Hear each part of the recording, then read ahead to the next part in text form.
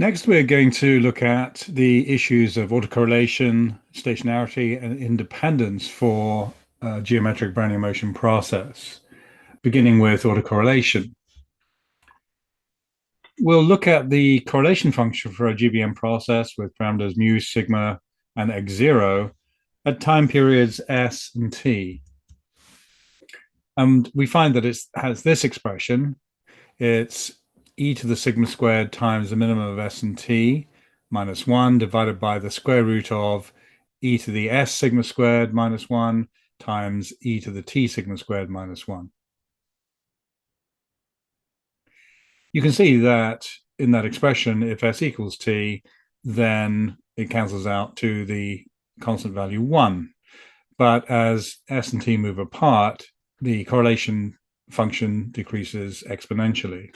And we can see that quite clearly if we plot it for values of s and t in the range, for example, from 0 to 5 for a GBM process with given parameters. In this case, I've chosen mu equals 0, sigma equals 0.6, and a starting value of 0.3.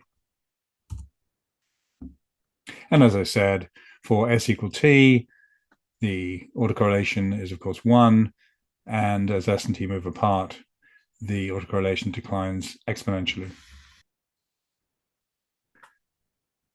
Turning now to the issue of stationarity, we know that the moments of a GBM process, both the mean, the variance, and the higher moments, are time dependent.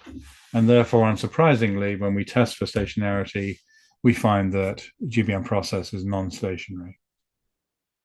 Why do we care about stationarity? Well, the answer to that becomes much clearer when we go on to discuss strategies such as statistical arbitrage, which rely on stationarity as central to the whole process of arbitraging the returns in one asset versus another. And finally, we'll examine the question of independence.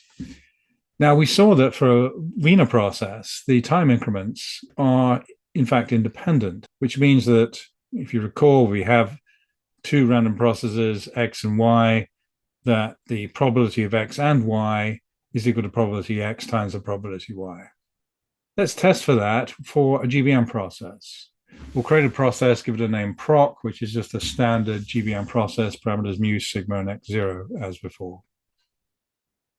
And then we'll look at the expectation of the process for two different time periods.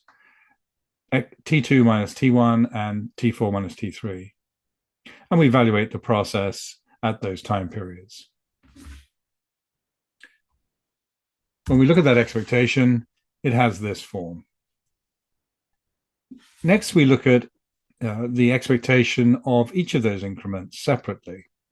So we look at the expectation of x at time T2 minus x at time T1, and the expectation of x at time T4 minus x at time T3. And we multiply them together. That looks rather different, and indeed it is. If we test, we find that the expectation of the product does not equal the joint expectation of x at the two different time intervals. So increments in a GBM process are not independent.